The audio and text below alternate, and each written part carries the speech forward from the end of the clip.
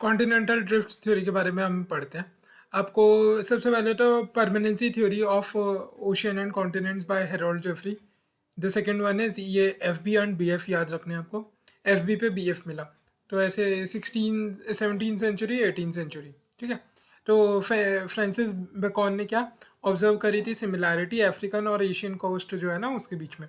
और Benjamin Franklin ने क्या किया, जो ऑयस्टर शेल थे उन्हें माउंटेन टॉप पे उन्हें दिखे, तो उन्होंने क्या दिया कि अर्थ की crust must be a shell floating over the fluid interior. Thus जो सरफेस है broken and distorted by violent movement of fluid below. ठीक है। ये it's like a oyster shell on mountain top उन्हें मिला। तो जो क्रस्ट है is must be a shell floating over a fluid interior, thus in surface broken and distorted by violent movement of the fluids below. अब जो फिर Humboldt ने बोला similarity in features of the geology. तो B F F B पे B F मिला, देखा उससे पहले हमने एक एच पढ़ा था, उसके बाद हम एक एच पढ़ रहे हैं। तो हेरोल्ड जेफरी, यहाँ पे हमबोल्ट। हमबोल्ट ने उनकी जियोलॉजी अफ्रीकन और एशियन कोस्ट की जियोलॉजी के बीच में सिमिलैरिटीज पाई। और एंटोनियो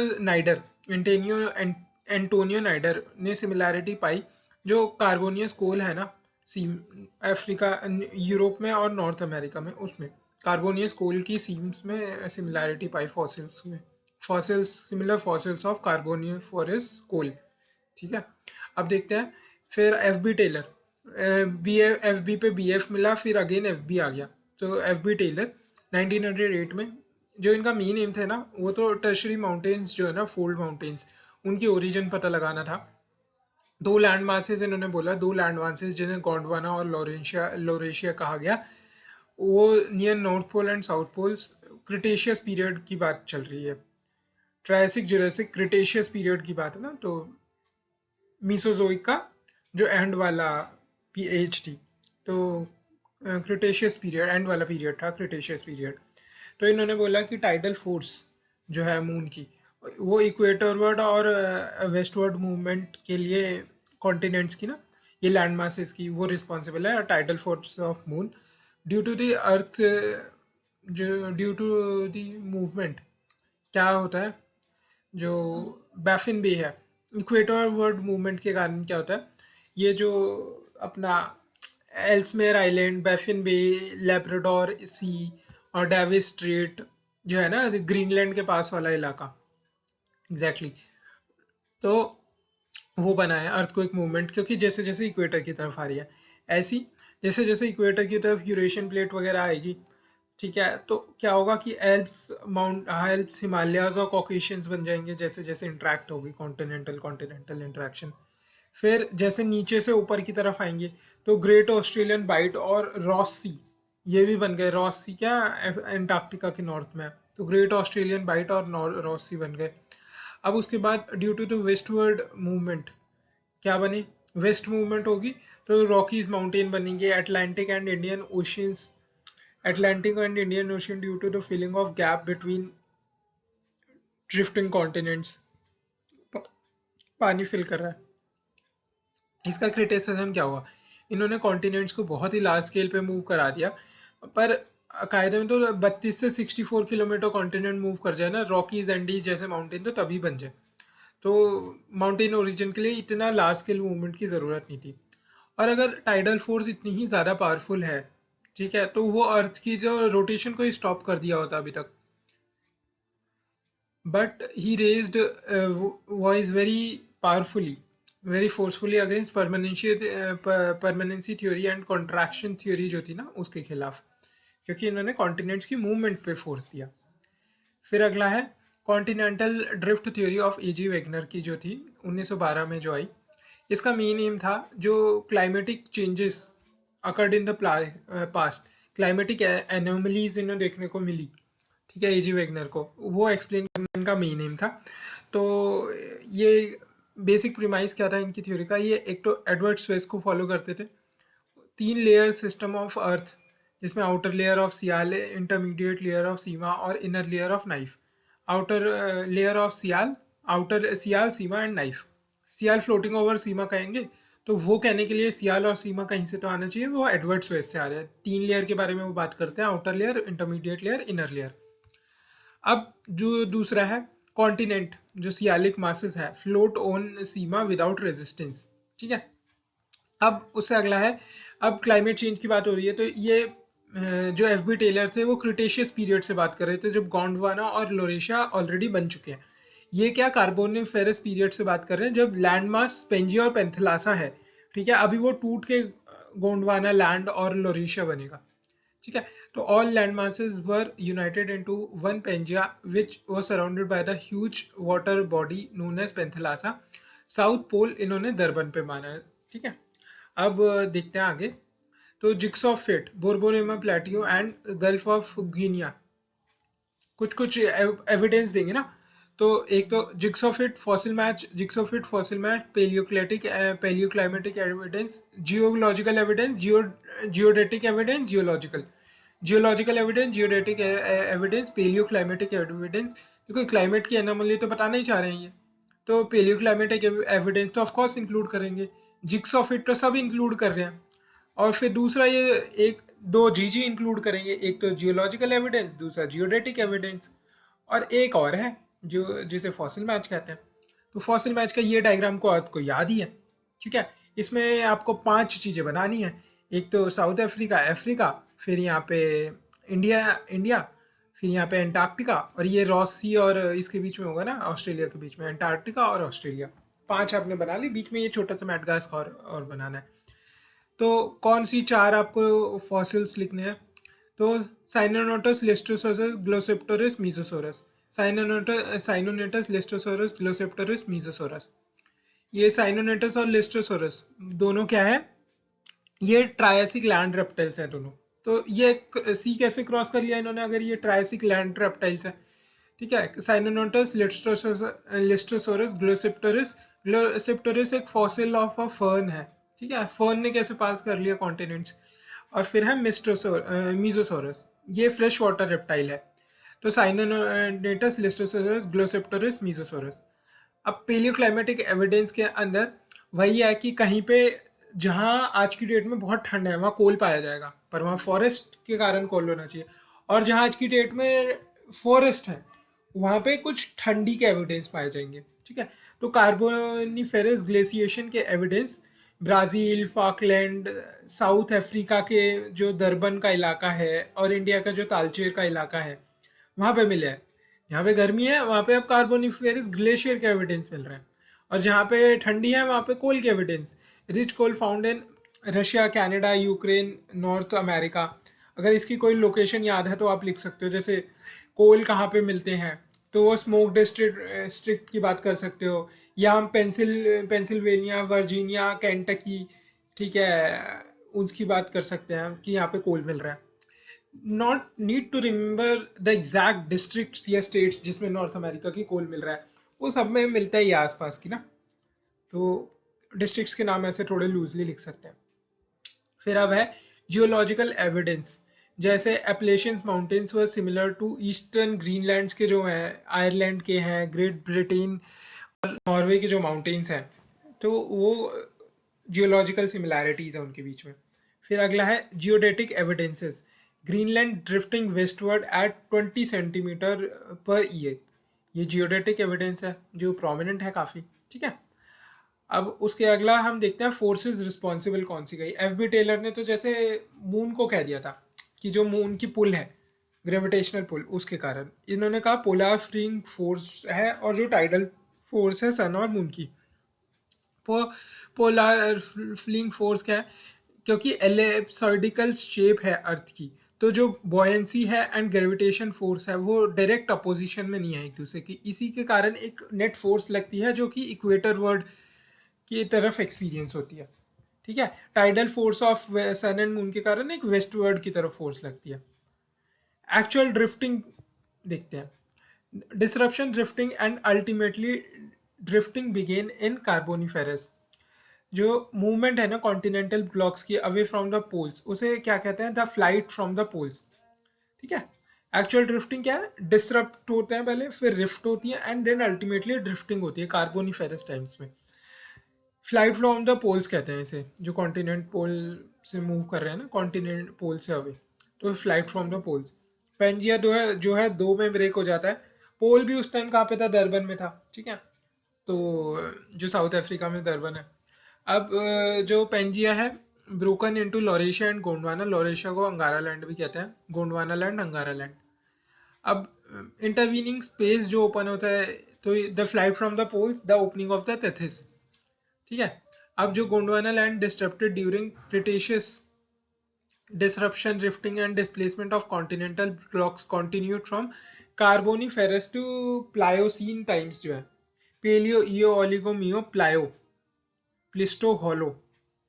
तो प्लायोसीन टाइम्स जो है क्वाटरनरी टाइम्स में, टर्शरी पीरियड में, वहाँ के प्लायोसीन टाइम्स तक, तो कार्बोनीफेरस से प्लायोसीन टाइम्स तक वो ड्रिफ्टिंग चलती रही, ये चलती रही डिस्प्लेसमेंट। अब जो frequent changes in position of the equator and poles भी हुए इसके कारण। Mountain building, frontal edge of drifting continent crumbled and folded against resistance of the rocks and of sea floor seama. Folded mountain of tertiary period origin. Origin of island arc. Tail of drifting Sial block lag. Consequently, island arc and festoons. Sakhalin, Java, Kuril, Philippines, ये सब क्या है, जो lag behind islands है ना, सियाल के blocks, ये क्या है, आइलैंड आर्क एंड फेस्टून्स बन चुके हैं। Island arc of West Indies या फिर सदर्न एंटिलीज, ये सब भी। कार्बोनिफेरस ग्लेशिएशन, जो साउथ में जो पोल नियर दर्बन है, in middle of the Pangaea, Pangaea Panthalassa, middle of the Pangaea में। इसीलिए वो जो एविडेंस अपने देखने को मिले हैं ना, साउथ अफ्रीका था, इंडिया, तालचेर, फाकलैंड वगैरह में, वो इसीलिए ही है। तो फोर्सेस एक्सप्लेन कर दो, क्लाइमेटिक, देखो एविडेंसेस दो, फिर थ्योरी के बेसिस पे उन एविडेंस को प्रूव कर दो, वो एविडेंस क्यों किए हैं, और फिर जो है फोर्सेस बता दो, उन फोर्सेस कैसे अप्लाई होती है। सिंपल सी बात है। इवैल्यूएशन क्या है कि भाई फोर्स सफिशिएंट नहीं है। अगर टाइडल फोर्स इतनी ही सफिशिएंट होती तो कॉन्टिनेंट ही तोड़ देती, और तो फोर्स सफिशिएंट नहीं है।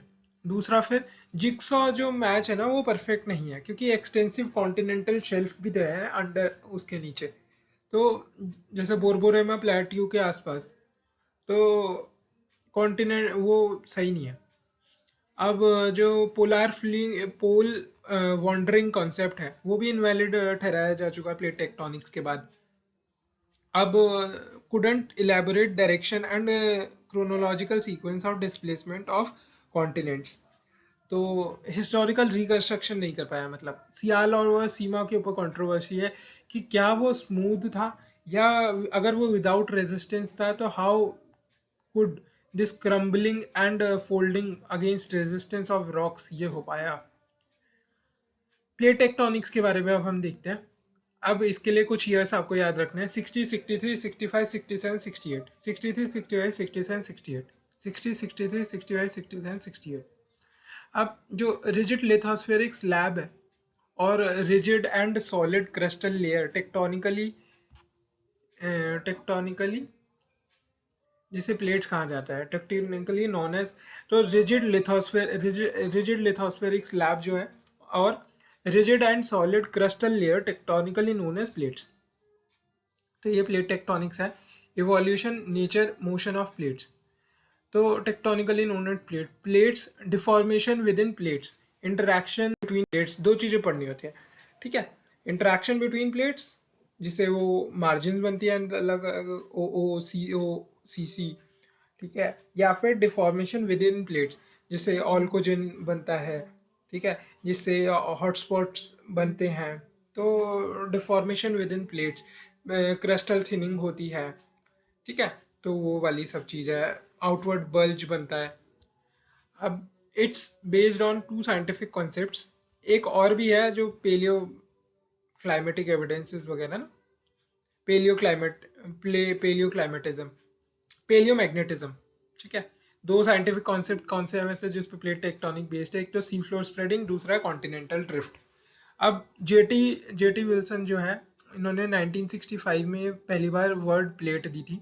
मैकेंजी एंड पार्कर की जो प्लेट मोशन है, बेस्ड ऑन, उन्होंने on basis of Euler's geometrical theorem, in 1967 65 67 Euler geometrical theorem और 1967 के बेसिस में मैकेंजी एंड पार्कर ने अपनी प्लेट मोशन की हाइपोथेसिस दी थी.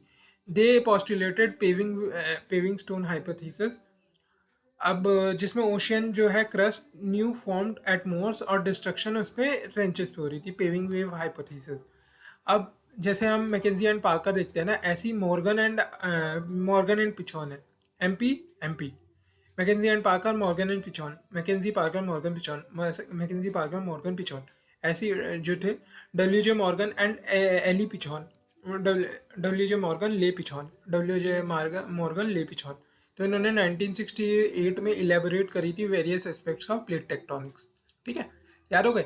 Jetty Wilson McKenzie Parker Morgan Pichon. McKenzie Parker Morgan Pichon. W J Morgan Le Pichon continental drift sea floor spreading. अब जो प्लेट टेक्टोनिक्स है ना, is based on evidences of sea floor spreading और paleomagnetism. दो concept पे based है, continental drift sea floor spreading, और दो एविडेंसेस पे बेस्ड है, सी फ्लोर स्प्रेडिंग एंड पेलियोमैग्नेटिज्म. अब जो सी फ्लोर स्प्रेडिंग है ना, वो propounded by Harry Hess of Princeton University in 1960. देख लिया हमने 60 63 60 65 67 68. तो जो हैरी हैस थे ना प्रिंसटन यूनिवर्सिटी के 1960 में, उन्होंने सी फ्लोर स्प्रेडिंग बताई. Well defined pattern of strips appear when data with respect to magnetic anomaly from mesoni mesoni's meson mesons mesoni नहीं मेलोनी याद आ जाती है बस. मैसन स्टडी. मैसन मतलब मजदूर जो होता है.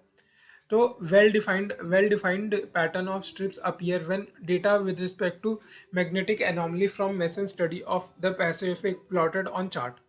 Based on this, जो हैरी हैस है ना, उसने प्रोपाइंड करी MORs situated on thermal convective currents. TCC से कह रहा हूँ, थर्मल कन्वेक्टिव करंट्स पे, राइजिंग थर्मल कन्वेक्टिव करंट्स पे, coming from the mantle. Ocean crust move opposite to MOR. New crust MOR पे बन रही है, ओल्ड क्रस्ट ट्रेंच पे डिस्ट्रॉय हो रही है. ठीक है. तो मेसन्स की जो magnetic anomaly from study of the Pacific, उसको इन्होंने जो जब प्लॉट किया चार्ट पे, तो उन्होंने पैटर्न ऑफ स्ट्रिप्स पाए. उसके बेसिस पे इन्होंने TCC, rising TCC current from the mantle, उसका बोला ये होता है. अब W G Vine and Matthews इन्होंने सोकोत्रा चगोस रिज, जिसे कार्ल्सबर्ग रिज भी कहते हैं ना, उनको 1963 में सर्वे किया. एंड उन्होंने ओपिनियन अपना आगे रखा ऑन बेसिस ऑफ एविडेंस जो temporal reversal in the geomagnetic field and sea floor spreading concept है as propounded by Dietz and Hess, Harry Hess. ठीक है. तो geomagnetic temporal reversal in geomagnetic field and sea floor spreading concept में. ठीक है. On the basis of this, opined on basis of evidence of, इन दोनों के एविडेंस पे, सी फ्लोर स्प्रेडिंग के एविडेंस पे और temporal reversal in geomagnetic field के रिवर्सल पे, that when molten hot lava comes out with a rising convecting current along more and get solidified, they get magnetized. मतलब दोनों चीज को मिला दिया. ये सी फ्लो स्प्रेडिंग का कॉन्सेप्ट किसने दिया था हमारा? हैरी हैस और डाइट्स. और जो अपना मैग्नेटिक, जो evidence of temporal reversal in magnetic field है, इन दोनों को मिला के एक्सप्लेनेशन दे रहे हैं ये. That molten lava comes out with rising convection current along more and get solidified. They get magnetized according to the geomagnetic field at that time, and thus alternative bands of magnetic anomaly are formed on either side of the moor. अब पेलियोमैग्नेटिज्म के बारे में देखते हैं.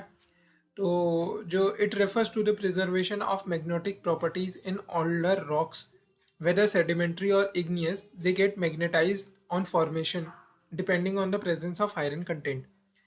S W वोलरिज जो थे Rockies, उन्होंने एक कोट दिया था. Rocks on one hand rocks on one hand manuscripts dot dot dot on other hand basis for contemporary scenery. Rocks dot dot dot on one hand manuscript dot dot dot on other hand basis for contemporary scenery. ठीक है. अब आगे देखते हैं. Transform boundary seen as transform और shear fault. तो ये वाला बना देंगे पेपर में। ये मोर है और ये सी लेवल है, ये ओशन फ्लोर है। Develop due to the differential stretching जरूर लिखना है। डिफरेंशियल स्ट्रेचिंग के कारण क्या ट्रांसफॉर्म और शेयर फॉल्ट डेवलप हो जाते हैं। एग्जाम्पल जैसे टर्की के अंदर एनाटोलियन फोल्ड, जिसमें वो भी आया था, अर्थक्वेक भी आया था बिटवीन अरेबियन प्लेट और यूरेशियन प्लेट, और दूसरा सैन एंड्रियास फॉल्ट। फिर उसके अगला है कि divergent boundaries sea floor spreading और कॉन्टिनेंटल स्प्लिट के अंदर होती है ना ये।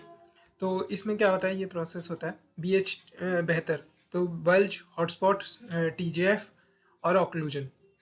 फिर आर से रिफ्ट वैली, तो बेहतर। तो अपवार्पिंग बल्ज होता है, जैसे यूरोपियन हाईलैंड है। फिर एक लोकलाइज्ड हॉटपॉट शुरू होता है। फिर ट्रिपल जंक्शन फ्रैक्चर बन जाता है। फिर one arm dies known as ऑक्लो aulacogen aulacogen and other merge. ठीक है, अदर दो ब्रांचेस मर्ज कर जाती है इस टीजीएफ की, और एक ऑक्लोकोजन जो बन जाती है, जो मर जाती है ब्रांच। अब इसके बाद लॉन्ग कॉन्टिन्यूस रिफ्ट फ्रैक्चर्स बन जाता है rift valley. Continued traction due the rising convection current. इसका कॉन्टिनेंटल थिनिंग होती है, नैरो नेसेंट सी बन जाता है, जैसे कि रेड सी। कॉन्टिनेंटल थिनिंग हुई, नैरो नेसेंट सी बन गया। ठीक है, तो अपवार्पिंग बल्ज हुआ, फिर वहाँ पे हॉटस्पॉट स्टार्ट हुआ, फिर एक टीजीएफ बन गया जिससे ऑक्लोजन बनी, फिर एक रिफ्ट वैली बनती चली गई। और रिफ्ट वैली बनने के कारण क्या, continue traction due to the rising convection current, इससे कॉन्टिनेंटल थिनिंग होने लगी, नैरो नेसेंट सी खुल गया रेड सी जैसे, और sea floor spreading and more बनने लगी वहाँ। अब जो कन्वर्जेंट बाउंड्री है, जैसे कि ओशन ओशियन बाउंड्री है, उसमें क्या ट्रेंच बनेंगी। ट्रेंच के साथ बैक आर्क होगी और फॉरवर्ड आर्क होगी। तो वहाँ पे अलग अलग फीचर्स बनेंगे, जैसे कि एंडेसाइटिक आर्किपेलागो और आइलैंड फेस्टून्स आर्क्स जो बनते हैं। नैरो नेसेंट सी बन जाएगा, और एक्रीशनरी प्रिज्म बन जाएगा वहाँ पे, या एक्रेशन प्रिज्म का अब मिलन हो जाएगा। ओशियन कॉन्टिनेंट इंटरेक्शन में क्या होगी, एक ग्रेनाइटिक बैथोलिथ कोर बन जाती है। एंडेसाइटिक वॉल्केनो शुरू हो जाएंगे, क्योंकि अब जो कॉन्टिनेंट है, कॉन्टिनेंटल क्रस्ट जो है, ओशियनिक क्रस्ट अंदर जाएगी, और अब एंडेसाइटिक वॉल्केनो बनने लग जाएंगे। पहले एंडेसाइटिक आर्किपेलागो बन रहे थे, अब वॉल्केनो बनेंगे। लार्ज ग्रेनाइटिक बेथोलिथ कोर बन जाएगी। अब कॉन्टिनेंटल कॉन्टिनेंटल क्रस्ट जब बनती है तो अंडर थ्रस्टिंग होगी, डबलिंग ऑफ क्रस्ट होगी। लिमिटेशंस क्या है प्लेट टेक्टोनिक थ्योरी की, वही है कि lithosphere not as rigid brittle, जितनी वो एग्ज्यूम करी गई थी ना, वो continental stretching thinning and stretching भी हो सकती है लिथोस्फेयर के। और इसकी जो इंटेंसिटी है, लेंथ ऑफ डाइवर्जेंट बाउंड्री है, is more than convergent boundary. तो डाइवर्जेंट बाउंड्री ज़्यादा है, मतलब नई नई क्रस्ट बन रही है, और जो कन्वर्जेंट बाउंड्री है, ट्रेंचेस वगैरह कम है। Possible that earth surface being constant, वो फॉल्स है। कन्वेक्शन करंट, कन्वेक्शन सेल वो कैसे बनती है, कैसे वीकन या स्ट्रांग होती है, इसका process not well understood. Evidences क्या है प्लेट टेक्टोनिक्स के, अब वही सारे हैं, जैसे सी फ्लोर स्प्रेडिंग हो गया, जिसमें मॉर्स पेलियो मैग्नेटिज्म आता है, कॉन्टिनेंटल ड्रिफ्ट थ्योरी में जो टेलर वेगनर ने दिए थे, या अर्थक्वेक प्रोफाइलिंग कर सकते हैं, बेनी ऑफ वदाती जोन जो है। तो वर्ल्ड वाइड सिस्मिक मैपिंग कर सकते हैं हम प्लेट टेक्टोनिक्स की बाउंड्रीज जानने के लिए। हॉटस्पॉट एविडेंसेस, जैसे कि ट्रेस कर सकते हैं प्लेट की मूवमेंट्स को, जैसे हम देखते हैं रीयूनियन मॉरिशियस, छगोस, लक्षद्वीप, या हवाई मिडवे, और ये एम्परर सी माउंट। अब नॉर्मन एल बोमेन सीरीज जो है, मिनरल इन मैग्मा क्रिस्टलाइजेस ऐसे, पी बैक, peridotite peridotite, peridotite basalt andesite granite, peridotite basalt andesite granite. तो अगर पेरिडोटाइट वो है तो बसाल्ट में है, बसाल्ट है तो एंडेसाइट, एंडेसाइट है तो ग्रेनाइट। ठीक है, ये तो हमने देख लिया। हमने कॉन्टिनेंटल ड्रिफ्ट देख ली, एल्फ्रेड वेगनर वेगनर का देख लिया हमने। हमने टेलर वेगनर, और हमने प्लेट टेक्टोनिक्स थ्योरीज देख ली।